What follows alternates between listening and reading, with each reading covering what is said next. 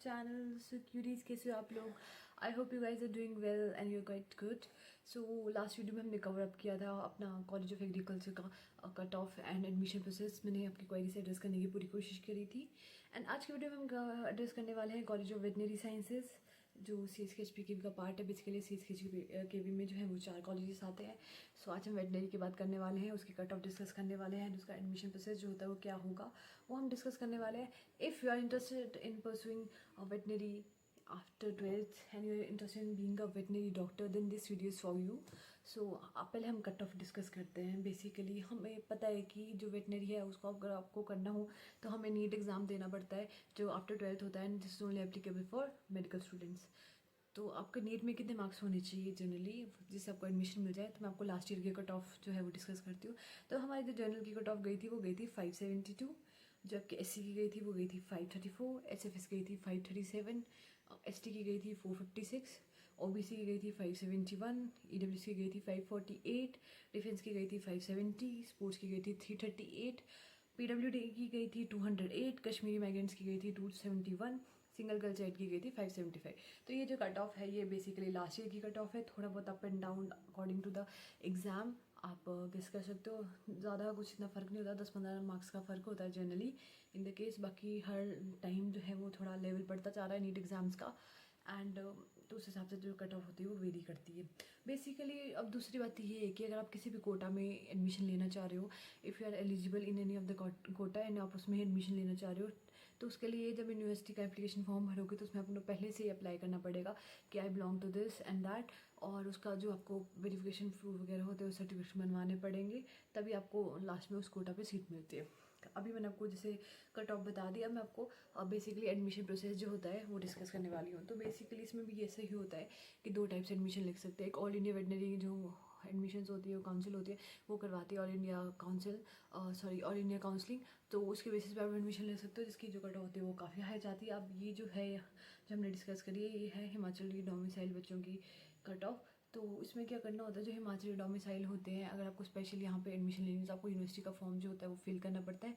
आप university site पे जाओगे, यूनिवर्सिटी का फॉर्म क्लिक करोगे, उसको फिल करोगे. उसमें आप पेड सीट अगर आपको चाहिए कि आपको पेड सीट सेलेक्ट करनी है तो उसमें आपको पहले ही सिलेक्ट करना पड़ेगा. अगर आपने पेड सीट पहले सेलेक्ट नहीं की है और बाद में बोलो कि मेरे को पेड सीट चाहिए तो आपको बाद में पेड सीट नहीं मिलती है.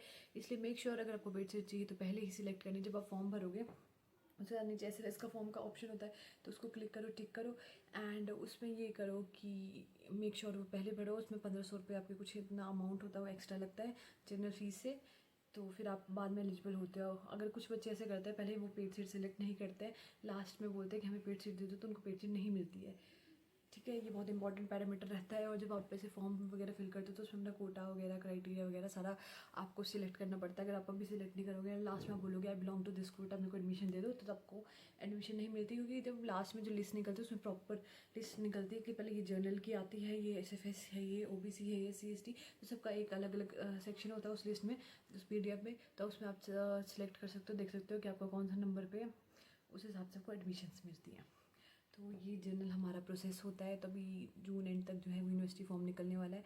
यूनिवर्सिटी फॉर्म जनरली कॉलेजेस का इकट्ठा ही निकलता है तो आप उसमें दोनों कोई भी कॉलेजेस सेलेक्ट कर सकते हो अपना, उसमें कोई इशू नहीं होता है. तो जून एंड तक बोला गया है कि निकल जाएगा, नहीं भी निकला तो वो जुलाई तक तो निकल ही जाएगा.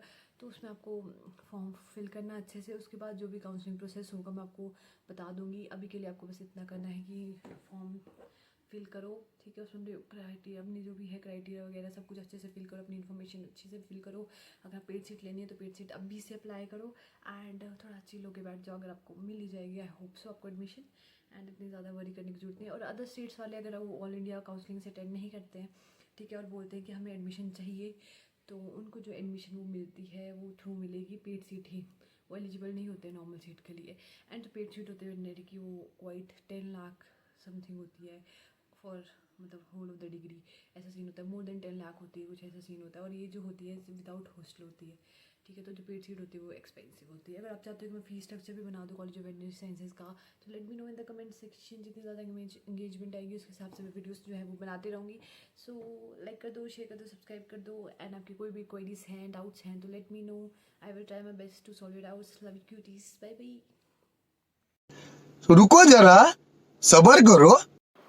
नहीं, क्या लगा तुम्हें कि ये वीडियो देख के तुम्हारा सब सॉर्ट हो जाएगा, ये सब करने से हो जाएगा? मेरा ही नहीं हो रहा, तुम्हारा कहाँ से होगा?